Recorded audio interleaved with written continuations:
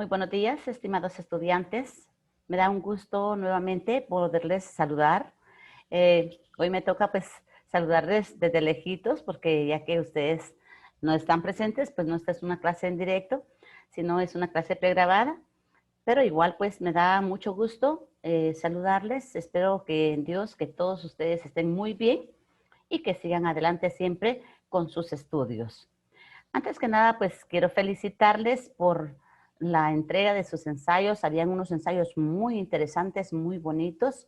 De verdad que me da gusto leer la capacidad de redacción que tienen muchos de ustedes y cómo siguen las instrucciones. Eso es bien importante. A mí me gusta, la verdad, leer todos los ensayos para, para darle su punteo justo a quien se lo merece. Y de verdad yo los felicito y créanme que me da mucho gusto contar con un grupo de estudiantes tan excelente y tan dedicado como es el grupo de licenciatura. Saludos cordiales, compañeros, compañeros profesionales, saludos cordiales, un abrazo virtual para cada uno, espero que todos estén bien y que siempre pues sigamos adelante. Y ya saben pues que en cualquier ocasión que yo les pueda ayudar, que les pueda apoyar y que les pueda servir, aquí estoy siempre a la orden. Sean bienvenidos a esta nueva sesión de derechos de la niñez, de la adolescencia y de la tercera edad. Y quiero comentarles pues que con esta sesión cerramos ya con esta sesión y la actividad que les voy a dejar hoy, pues cerramos lo que es ya el segundo bloque de derechos. Así que el próximo sábado, compañeros, ya estaremos entrando al bloque número 3. Y luego, pues, en el siguiente, el bloque final, ¿verdad? Y así, pues, ya vamos haciendo nuestros punteos. Ustedes, cada uno, ya saben cómo llevan su zona y cómo van avanzando con sus puntos. Quiero comentarles que todavía estoy pendiente de calificarles el foro, ¿oyeron? De calificarles el foro, porque esta semana pues tuve una semana cargadita de trabajo, entonces poco a poco les he ido revisando, pero espero calificárselos hoy. Y los punteos de extensión e investigación pues también ya lo tienen, lo mismo que tiene Seño Coni, pues tienen todos, pero igual ahora se las asigno también, ¿verdad? A todos. Igual con la licenciada Elcita ella también ya les calificó porque ya tuvimos que pasar ese cuadro. Entonces, nosotros también vamos a subir, a colocarles el punteo a todos, ¿oyeron? Así que no se vayan a angustiar ni se vayan a preocupar porque vean que algunos tienen más que otros. Ustedes saben cómo van entregando sus tareas, compañeros, y saben cómo llevan sus punteos. Así que van viendo de una vez cómo van saliendo en cuanto a las actividades que van realizando. Si están pendientes de algunas, no se preocupen que yo hoy, entre hoy y mañana, pues voy a terminar de calificar algunas actividades que estamos pendientes de revisar. ¿No vieron? Muchas felicitaciones, compañeros. Sean bienvenidos entonces y espero pues que esta clase, cuando la vean en diferido, pues ustedes puedan leer e ir, escuchar e ir fortaleciendo sus conocimientos en cuanto a derechos de la niñez. Ahora nos toca hablar sobre la Convención de Derechos de la Niñez. Voy a compartir pantalla con ustedes para que veamos alguna presentación sobre la Convención de Derechos.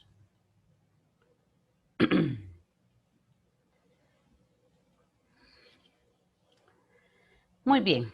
Acá tenemos un eslogan siempre. Lástima que no tengo aquí a mis participantes activos.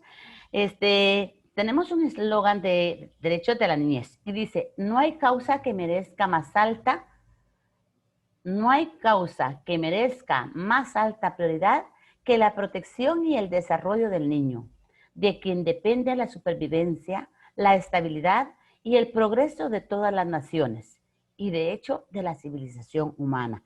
Bueno, algo hablábamos cuando iniciábamos el curso, ¿verdad? Que los niños son el futuro, los niños son los que van a integrar las futuras sociedades, la que guarda la especie humana. Por lo tanto, se debe proteger y darle prioridad a su supervivencia, para que así posteriormente sean las futuras generaciones, sean los futuros ciudadanos, ¿verdad? En quienes conocedores de sus derechos. Muy bien, muy interesante ese eslogan. Vamos a ver qué nos dice acá. Esta convención que vamos a ver es del Plan de Acción Cumbre Mundial a favor de la infancia, ¿oyeron? ¿Qué es la Convención sobre los Derechos de la Niñez? Bueno, ¿qué será la Convención de Derechos? La verdad es que la Convención de Derechos es como un acuerdo que se hizo en todos los países a nivel mundial con el fin de proteger a los niños. Esta convención estaba integrada por ONGs y por muchos representantes de diferentes países para poder concientizar a los gobiernos y darle el valor que se merecían los niños y darle pues esta protección que verdaderamente necesitaban los niños. ¿Por qué razón? Porque si ustedes se dan cuenta que hasta una ley del aborto salió, en donde era prohibido el aborto. Entonces, lamentablemente esto sigue sucediendo en algunos casos, ¿verdad? Sin embargo, quiero decirles que con este fin también fue la convención, con el fin de darle protección a la vida del niño. Todos los derechos de los niños están recogidos en un tratado internacional que obligó a los gobiernos a cumplirlos. La Convención sobre Derechos del Niño está reconocida con la CDN, ¿verdad? Convención de Derechos del Niño. Esta es un tratado, son los tratados que se realizaron a nivel internacional, quienes se encargaron de convencer a los gobiernos para que se cumplieran estos derechos. Esta convención, pues, es una de las más importantes porque estableció muchos artículos para velar por la protección del niño. Háblese del niño, dijimos ya, ¿verdad? Es que cuando hablamos del niño también hablamos del adolescente, porque ya quedamos claro que un menor es una persona que tiene menos de 18 años. Entonces, dice la Convención de Derechos del Niño, pero dentro de esta convención también van integrados los adolescentes, ¿verdad?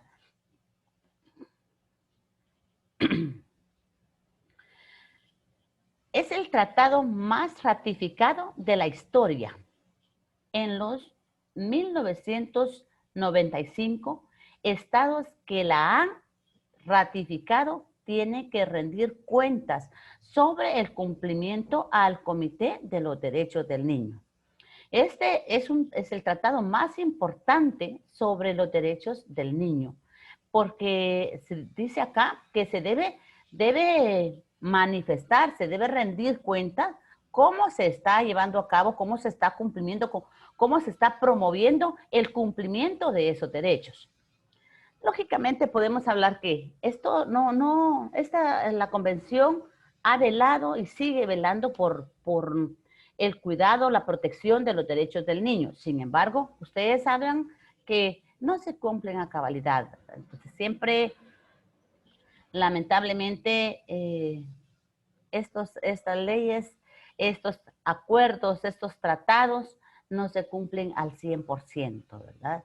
Entonces, pues todavía hay incumplimiento de derechos, en donde en cualquier medio social hay incumplimiento de derechos y mucho más del niño.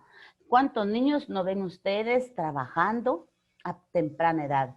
Adolescentes que tienen 10, 11, adolescentes que tienen entre 11, 14 años que todavía no han sacado la primaria y primero van a trabajar y después los mandan a la escuela. Si estudian por la mañana, los mandan a trabajar por la tarde. Si estudian por la tarde, los mandan a trabajar en la mañana. Entonces, aún existe explotación infantil. Eso, compañeros, la verdad, es una violación, es un incumplimiento de estos derechos.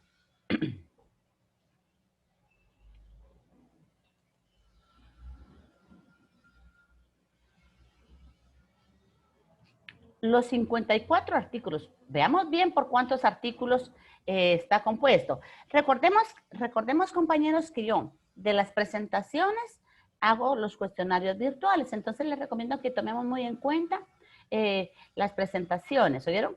Los 54 artículos que componen la convención recogen los derechos económicos, sociales, culturales, civiles y políticos de todos los niños. O sea que esto acá recoge todos los derechos que son del niño, todos los derechos que se deben cumplir con nuestros niños. Son 54 artículos y todos tratan sobre los derechos del niño. Y por supuesto que nosotros ya platicamos, ¿verdad? Ya hemos hablado anteriormente que igual al niño mientras se va educando en derechos también vamos formándole, educándole, que a la par de cada derecho pues van las obligaciones. Estas son convenciones que se han creado, que se han fundamentado sobre el cuidado de derechos porque han visto que hay mucha violación de derechos.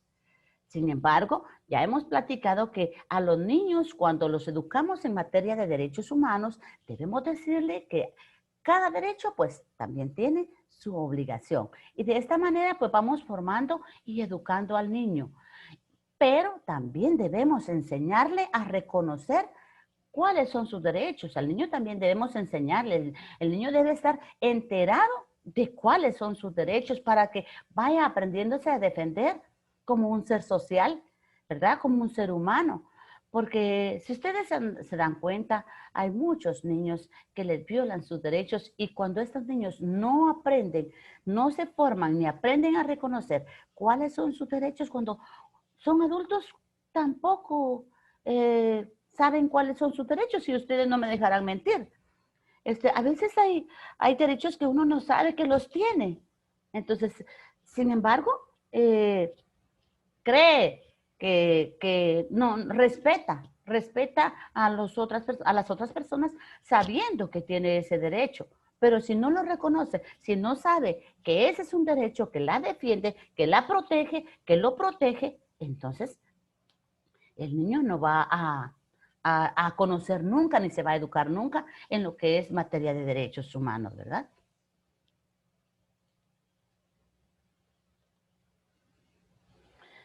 Su aplicación es obligación de los gobiernos. ¿De quién es la obligación de que se cumplan estos derechos? Ya les dije que en esta convención, en estos acuerdos, están dentro de este convenio todos los derechos del niño. Ya vimos que están los sociales, económicos, políticos, ¿verdad? Entonces, todos los derechos que defienden a los niños. Háblese de niños y adolescentes, ¿verdad? Menores de edad. Menores de edad. Pero ¿quiénes son los encargados de que se cumplan estos derechos? Por supuesto que en primer lugar, el cumplimiento es de los gobiernos, ¿verdad? El gobierno es el que está en primer lugar en promover el cumplimiento de estos derechos. Sin embargo, ustedes sabrán que esto no se lleva a cabo como fuera, pues, como que si fuera así, en realidad, que se cumpliera al 100%. Lamentablemente, no podemos decir que se cumple al 100%. Bueno, ¿quiénes más son los encargados de cumplir estos derechos? De velar porque se cumplan estos derechos. Bueno, otros participantes en estos derechos, ya vimos que el gobierno es el principal, ¿verdad? Actor del cumplimiento de estos derechos. Óigase bien, el gobierno, pero también hay otros participantes, hay otras personas que participamos en esto y debemos velar para que se cumplan. Entre ellos, pues, dice, también define como obligaciones y responsabilidades de otros agentes como los padres de familia. Los padres de familia, los profesores, los profesionales de salud, los investigadores y, por supuesto, los propios niños, ¿verdad? ¿De qué manera? Bueno, ya hemos platicado varias veces sobre lo que es, ¿cómo puedo ser yo un defensor de derechos? Y anteriormente, en el curso que trabajamos anteriormente, pues decíamos que todos podemos ser defensores de los derechos. Todos podemos velar por el cumplimiento de estos derechos. Y máxime en nosotros que somos docentes, somos los encargados de velar porque se cumplan estos derechos. ¿Cuándo y en qué momento? Pues cuando vemos que se está violando este derecho, ¿verdad?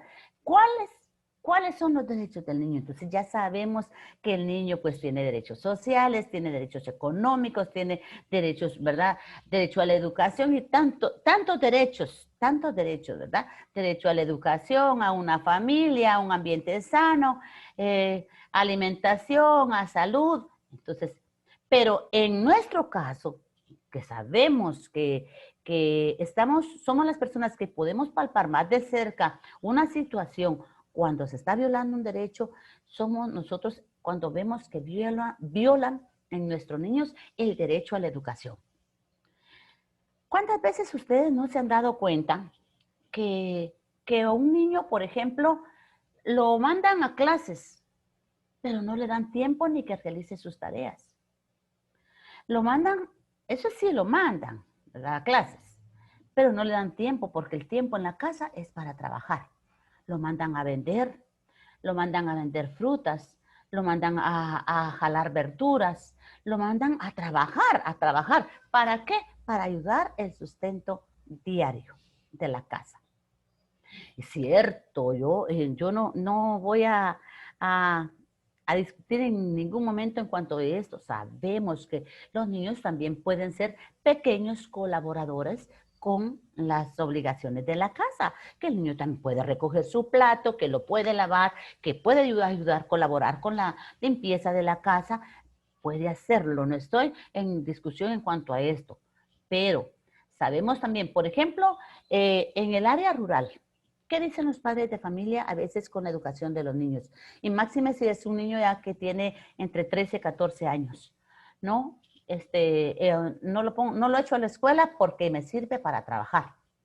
Entonces, y a las niñas no las ponen algunos porque son las que se encargan de preparar la comida, de echar las tortillas para poder mantener a los mozos.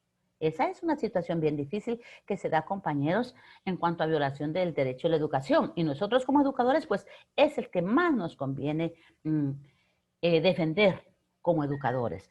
Por supuesto que debemos estar muy, muy al pendiente cuando veamos una violación de derechos, de cualquier derecho que tengan los niños. Y por supuesto, hasta donde conozcamos nuestra situación, conozcamos el contexto, conozcamos nuestra comunidad educativa, el medio en que se desenvuelve y todo eso. Pero en cuanto yo los insto, compañeros, que en cuanto a educación, sí, seamos defensores y protectores de este derecho, porque como profesionales, como maestros, es el que más nos compete. Les cuento así brevemente una pequeña historia. Fíjense que en mi escuela es de primaria, ¿verdad? De primero a sexto. Sin embargo, he tenido jóvenes que estudian por la tarde y trabajan por la mañana. Un buen número de jóvenes. Mi escuelita es así. Muchos niños estudian por la mañana, por la tarde, pero trabajan por la mañana.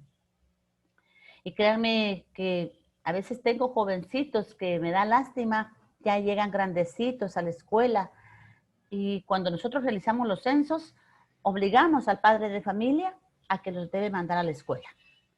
No lo obligamos, le hacemos presión. Le decimos que y las compañeras maestras les decimos que vamos a enviarle la Oficina de Derechos Humanos, la Oficina de Derechos del Niño y que de esta manera la van a obligar a ella que mande al niño a la escuela porque le está violando un derecho y todo esto hasta que convencemos a la madre de familia. Como se han realizado últimamente los censos escolares a final del año, esto ha ayudado mucho a que muchos niños que los padres de familia los ponen a trabajar a temprana edad, nos ha surtido que los han mandado a la escuela. En mi escuela llegan jovencitos hasta de 16 años sacando quinto y sexto, pero porque llegan a veces ya grandecitos a primero primaria, a segundo primaria. Y créanme que da una lástima cuando se observa que son niños pilas y que salen adelante con sus estudios, además que los mandan a trabajar. Me da mucho gusto cuando un jovencito se acerca a mí, digamos, y me dice, señor Rosita, disculpe, ¿será que mañana me pueden abrir el portón, aunque venga tarde? Es que estoy trabajando allá en Belén, es que estoy trabajando con mi papá en Atulapa y a veces me agarra la tarde mientras me baño. Créanme que da mucha tristeza. Y yo le digo, sí, claro, no tenga pena. Usted viene, me avisa y yo voy a abrirle el portón, porque créanme, créanme que da mucha lástima y, y uno a veces no puede hacer nada porque a veces conoce las situaciones difíciles que viven en el hogar. Entonces, pero que por lo menos le dan la oportunidad que vayan a la escuela. Entonces, somos nosotros los que apoyamos a esos. Y no podemos decirle al padre de familia, mire, disculpe, fíjese que usted está poniendo a trabajar al niño, está poniendo a trabajar y por eso él no hace sus tareas. Porque ¿saben qué? A veces esos jovencitos son los que mejor responden. Dan mucha satisfacción saber, pero yo saco niños de sexto de, ¿qué les digo? 15, 16, hasta de 17 años he sacado jovencitos y créanme que a veces son los que más responden. He hecho, por ejemplo, he tenido niños que los he evaluado por suficiencia y créanme que han sido los abanderados.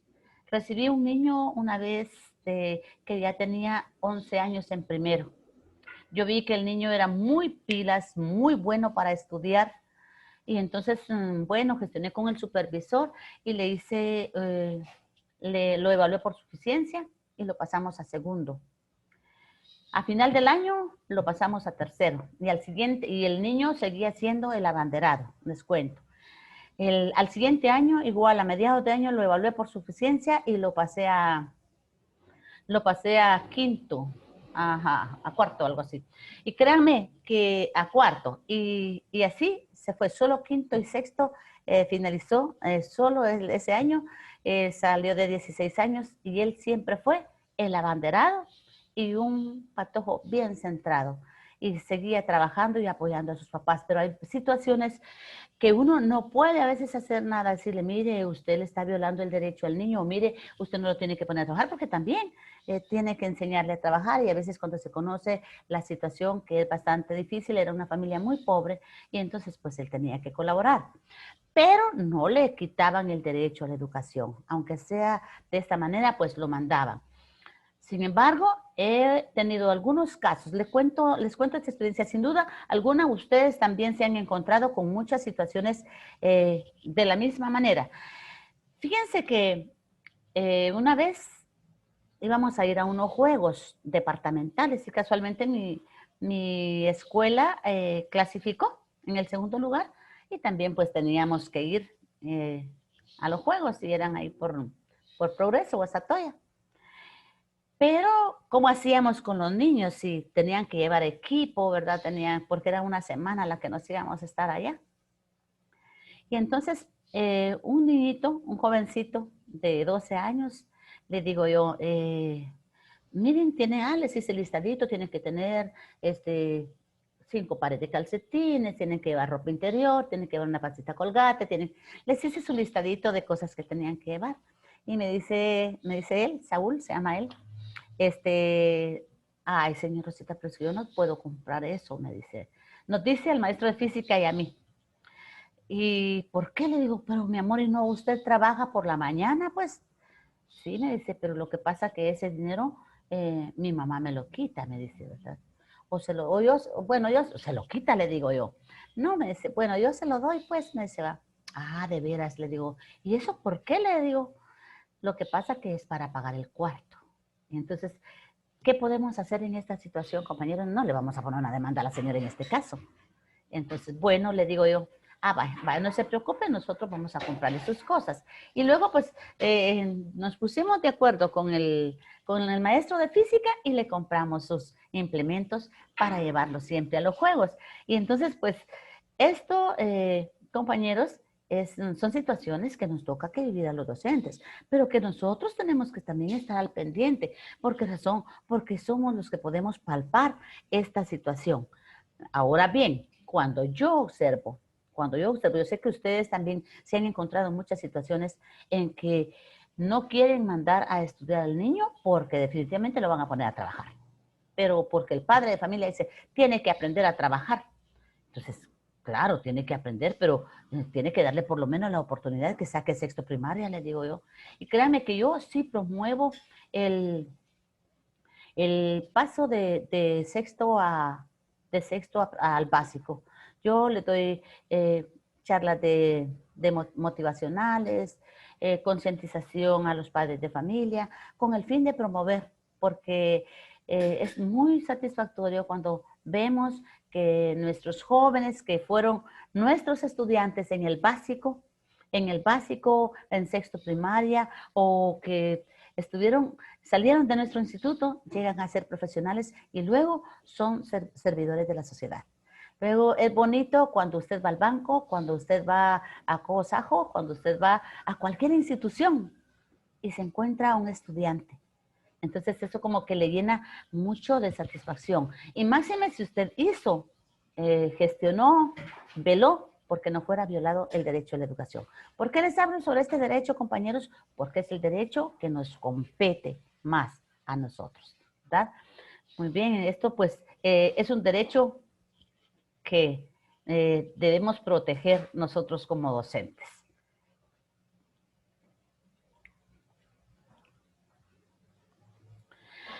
La Convención sobre los Derechos del Niño tiene 3 protocolos que la complementan. Veamos cuáles son. Y el primero es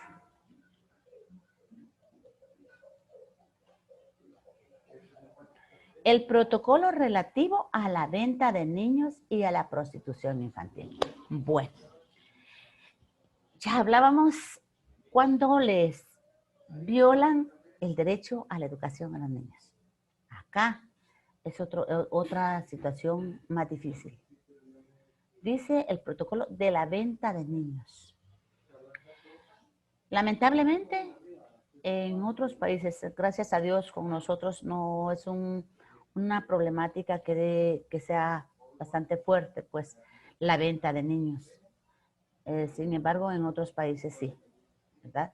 Ahora bien, si hablamos de la prostitución infantil, eso sí, da mucha tristeza ver, observar a veces situaciones de prostitución de jovencitas de 11, 12, 13, 14, 15, 16 años. Da mucha tristeza ver que a veces las mismas madres de familia las prostituyen.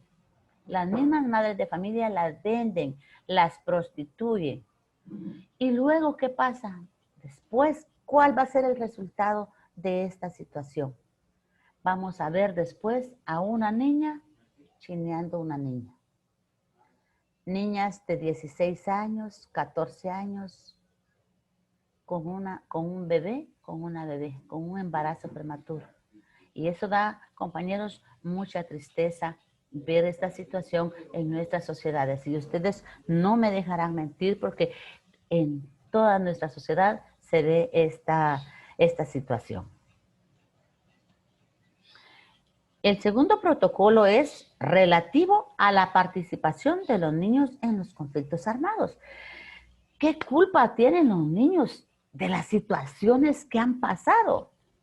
Véanme, si hablamos de conflictos armados, ¿qué no vivieron nuestros niños? Imagínense ustedes los niños que vivieron, que fueron niños. Yo conozco algunos maestros, algunas maestras que vivieron la situación del conflicto armado en Guatemala. Y sufrieron, y libre de eso tienen un gran trauma, pues, de la violencia. Los niños no tienen la culpa de la violencia de los grandes. Entonces, no tienen por qué participar en conflictos armados, por qué participar en situaciones violentas. Si los niños son niños. Entonces, si al contrario, en vez de debemos promoverle para que el niño viva bien y sea formado para que aprenda a vivir con una cultura de paz. Entonces, Sin embargo, a nuestros niños les toca vivir de todo, no solo en conflicto armado a nivel nacional ni a nivel general, los conflictos que se dan en sus mismas casas. Los conflictos que se dan en sus mismas casas cuando ven que el padre le pega a la madre, cuando ven que balacearon a un tío, a un primo, al papá, que vivimos en una situación bien difícil, compañeros, y créanme que nuestros niños no tienen la culpa de todo esto. Ya se imaginan cómo puede repercutir esta situación de violencias en nuestros niños. Entonces, por eso es de que le da mucha participación y le da mucha prioridad a este protocolo de la participación de los niños en el conflicto armado. Otro protocolo muy importante para la convención es el relativo al procedimiento de comunicaciones para presentar denuncias ante el Comité de los Derechos. Esta también es un protocolo muy importante que tiene de cómo enseñarle los procedimientos y la forma de comunicarse para poder seguir los pasos y hacer una denuncia ante los derechos del niño, con el fin de siempre ir velando por el cumplimiento de todos los derechos del niño. Lamentablemente, pues, tenemos que ir orientando, formando y enseñándole a nuestros niños cómo se realiza cada uno de estos procesos para que el niño se vaya formando en materia de derechos. No fue cosa fácil, dice acá, cosa fácil. No fue cosa fácil, porque para poder crear la convención de estos derechos, dice que se llevaron 10 años. Tras 10 años de negociaciones con los gobiernos de todo el mundo, líderes religiosos, ONG y otras instituciones, se logró aprobar el texto final de la Convención sobre los Derechos del Niño. ¿Cuándo? El 20 de noviembre de 1989, cuyo cumplimiento sería obligatorio para todos los países que la ratificasen. Este es un aspecto bien importante. Imagínense, pues, ni modo, cuando se realiza siempre un proceso, cuando se reempiezan las gestiones de un proceso, no lo encontramos de la noche a la mañana. Sin embargo, debemos de estar muy agradecidos, pues, también con la convención, porque tras tanto trabajo y tanto intento, pues se logró crear la Convención de Derechos Humanos para que fuesen cumplidos en todos a nivel mundial. Bueno, compañeros, con esto pues finalizo lo que es la sesión de hoy. Espero que de alguna manera pues ustedes vayan leyendo y vayan fortaleciendo sus aprendizajes, escuchando y sobre todo pues que seamos personas proactivas, gestores y protectores de estos derechos de la niñez, ya que como docente les decía, tenemos un papel muy importante que cumplir en cuanto a derechos, y especialmente el derecho a la educación, que es el que más tenemos nosotros de cerca, ¿verdad? Y el que más nos compete. Muchas bendiciones. Con esto finalizo la clase de hoy. Espero pues que puedan ver el enlace, que todos vean y lean cuidadosamente, ya que les recuerdo que de estas presentaciones pues se realizan los cuestionarios virtuales, ¿oyeron? Todo lo que vamos viendo de acá es donde se realizan los cuestionarios virtuales. Con esto me despido de ustedes entonces. Muchas bendiciones. Deseo que estén bien. Muchos éxitos. Espero que tengan una excelente semana y especialmente que disfruten de un excelente fin de semana.